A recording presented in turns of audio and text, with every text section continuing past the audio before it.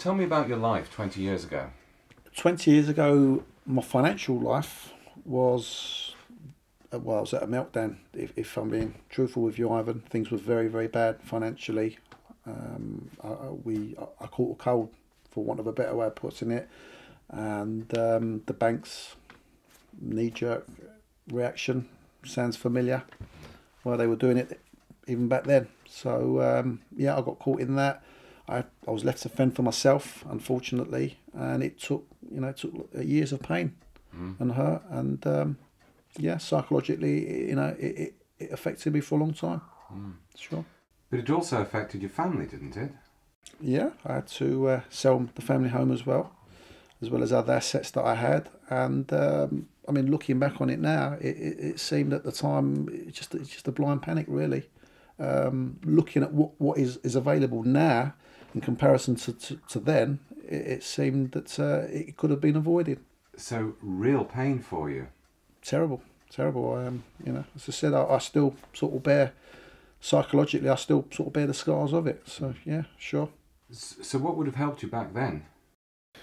Well, ironically, the industry that I'm in now would have been fantastic for me then. Somebody just to sort of take things on and negotiate payments down, keep the bank under control and let me get on with life. And if I'd have had that sort of time, there would have been no need for any panic. But it was the panic that actually eventually that made the situation worse. And what is it you actually do for clients, John? Debt management is an industry where we negotiate payments, make payments low with creditors, come to an understanding, an agreement with them, make sure that the payment is fair and in proportion to what is owed.